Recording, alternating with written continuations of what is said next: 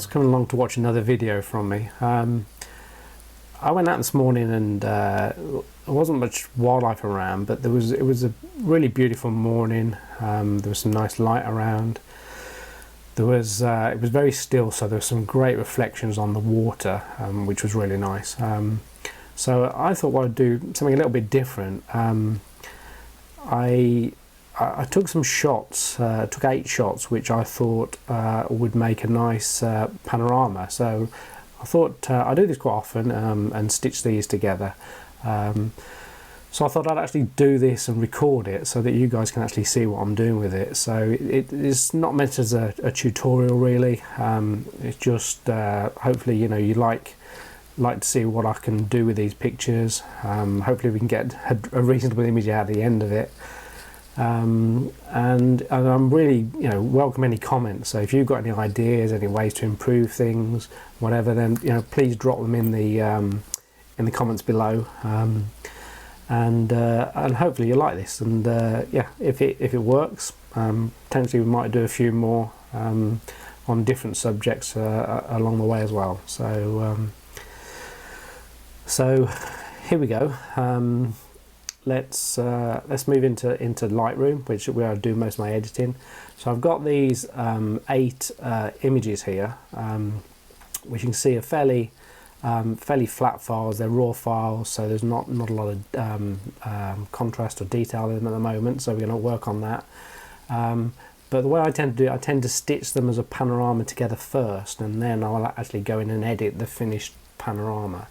And the reason for taking these as you can see are all sort of vertical shots, and by doing that we can get more detail into the image. If we take sort of one image and then just crop that down into a panorama, what you'd find is that would be a much smaller file, and you'd lose a lot of the detail, particularly where we've got details in the trees and things in this image as well.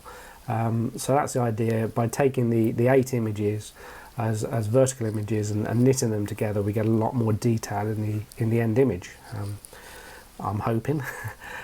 So here we go. So we've got fairly simple to start off with. We're just in the library module in Lightroom. Going to just highlight the images, and then we're going to go into photo and photo merge and panorama. Click on that, and that will take those 8 images, and it'll bring us into a preview screen. And here we've got several options. So we can actually ask Lightroom at this stage to auto settings, and that's sort of bringing it to a JPEG style image, I guess.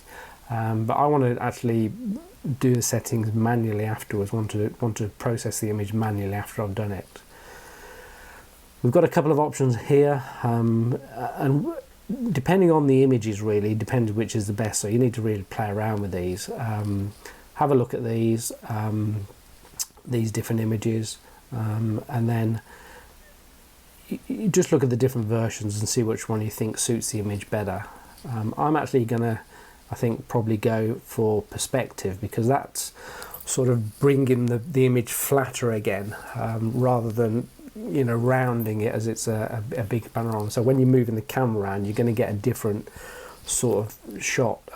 So by using perspective, it'll flatten that image out a little bit. And what you'll see is you'll have these white edges on the image as you look through in different areas, and that's obviously because you're taking that camera through the different angles as you're photographing it. So we are what we can do with that, there's a couple of things we can do. We can either auto crop it here, and if I show you what the 2 different things do, if I auto crop it, if you watch the image on the screen, you'll see that by auto cropping it actually narrows the image down a little bit, and you're almost losing just here, you're losing that little bit of reflection on the water. So it's actually taking all the white out of the edge by actually cropping the image down around it. So I'm not going to choose that on this occasion. There is a new, fairly new thing in Lightroom, which is the fill edges. So, and by using the fill edges, if we click that, what it'll actually do, it'll fill these white patches with parts of the image, what it thinks, to make it up. So you can see it's done a pretty good job here of filling the image where the white blank parts are with the water and the sky and everything to go into the image. So so I'm quite happy with that. That looks pretty good. So from there on, I think we're sort of there at this stage.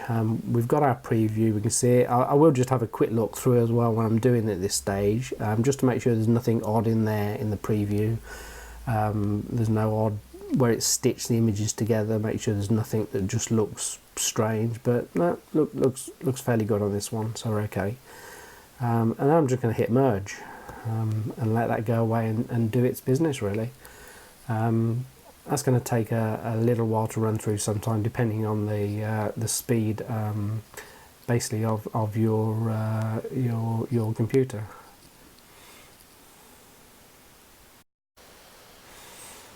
Okay, so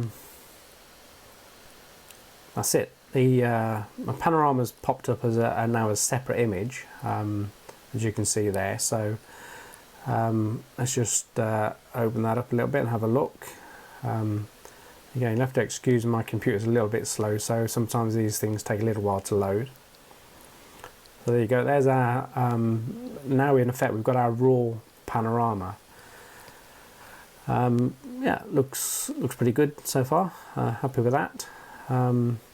So what I'm now going to do is take that into the develop module in Lightroom, and just do a quick develop on it, really. So fairly basic. I'm not going to do anything fancy. You know, just not going to waste too much time doing this, because the whole idea was really just to show the panorama as it was done and finished. So so I'm just going to go in and holding the Alt key down, just move the whites so we get the whites where we want them, so they're just showing and not blowing out. And then we're going to just drop the blacks. I'm probably not going to drop the blacks, we'll take them down to about there, but I think we might just recover them a little bit, because there's two big fairly dark areas within the image there. This is another hide which is over the other side of the lake, bird hide, and then there's quite a dark tree here which is going to overpower the image a little bit. So I'm not going to drop the blacks too much. So I'm just going to just drop the highlights so we can get some detail back into the sky. Move the shadows up a little bit just to take some of those blacks out and just show a bit more of the image. Try a bit of contrast, but yeah, don't too much contrast into it at this stage, I think. And then we're just going to, I quite like the texture. The texture just brings to me a bit more detail into the image without doing anything strange. Tiny bit of clarity, but again, don't overdo the clarity, because that just can make it look a bit odd. And then it's an autumnal sort of picture, so there's some nice orange trees and things, so I'm going to up the vibrance on the image. I'm going to just touch the saturation a little bit, but not too much, because saturation can make images go a little bit odd if you're not careful. So yeah, I think we're all right at that. Again, because it is autumn, I'm just going to bring up the yellows, not a bit, because I think that'll make it pop a little bit, the image, and the oranges. Yeah, that's starting to pop a little bit more now, how it should be. And then I'm just going to drop down to the detail, just up the sharpness a little bit. And I think this image, I mean, if I'm try and zoom in, it might take a little while to load, because because it's quite a large image. But yeah, just zooming in, there's no noise in the image. I mean, it was shot at ISO 100, so we're not really seeing any noise in the image, so I don't really need any noise reduction in there at the moment. I'm not going to use the lens correction, because now I've done the pano, it's probably not going to work anyway. And I'm just going to just put a little vignette around the edge of the image just to focus it in on the center. Yeah, it's looking okay. I'm probably just gonna, I quite like just to play around and just like a little bit of a pink tinge into some of our landscape images, so not too much, but just a bit of a mauve colour I quite like in them. You may say different, let me know.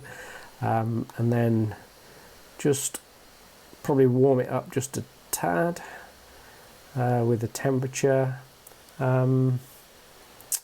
Yeah, I think that's, I'm not going to spend ages doing this. I mean, if I was doing a lot of work on it, and I'll just do it quickly, I'd probably just do a bit of dodging and burning, so just lighten a couple of areas, just where these trees are catching a bit of light, just put a little bit of light into those areas, and that, to me, rather than just bump the whole contrast of the image up, I'd rather do that, and just do it on very, very specific areas, really, just to give a bit more depth into the image. And on this one, because I'm doing that on the top, I'm going to try and do that in the reflections as well, because if I don't, probably the reflections aren't really going to look like true reflections of the trees. So I'm just going to lighten up these areas a little bit as well.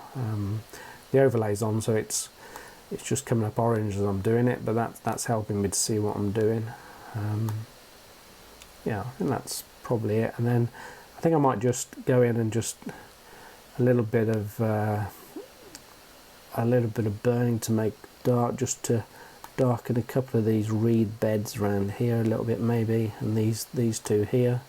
I say this is just bringing specific contrast into the image without actually just doing the overall contrast, which might be a little bit too much for this image.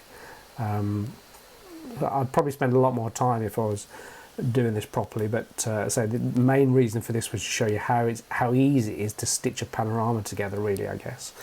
And then yeah, I think we're looking pretty good. There's the before with it stitched but without any processing, and there it is after. Yeah, that's looking okay. We'll just drop it back into library mode and have a look at it as a whole image. I think probably the only thing I'd do is it is quite with 8 images, it's quite a long image, and this area was a little bit misty, so it's sort of losing a little bit of definition in there. So I think maybe the only other thing I'd probably do with this image is just go into the cropping and just bring in the image possibly into about there somewhere, just so it'll narrow down the image, but it'll make it a little bit wider as well, so you'll actually have a bit more detail in the image as you do it. And then just go back into library again so we can have a proper look at it. And yeah, I'm quite happy with that. That looks okay. All these things are down to personal opinion. As I say, be great to hear the thoughts you guys have. I think this just hasn't cropped in yet. Actually, let me just. Yeah, I think it's just the speed of my computer when I'm going back into library mode. It's not cropping in, so I think we'll just look at it in the develop module at the moment. Probably a good way to look at it, because then we can do that, and then we can see the before image and the after image, and yeah, that's not bad. Probably a bit more time needs spending on it, but hopefully you got something out of this and how to put the panorama together. Say, drop your comments below. Let me know what you think. If you've got any questions, I'll try and answer them best I can. And then hopefully, if you think it's worth doing other things like this in the future, let me know as well, and tick a like on the video if you like it. And if you're new around here, feel free to subscribe and go and check out some of my other videos where I'm actually out there doing some of the wildlife, and you can see some of my images on the wall behind me. So I'm no massive professional, but amateur photographer that likes particularly the wildlife side of things. But as you can see, I'm happy to do a bit of landscape photography as well. So that's about all for now. Thanks for coming along. Thanks for following my channel. And I look forward to catching up with you again soon. So bye for now.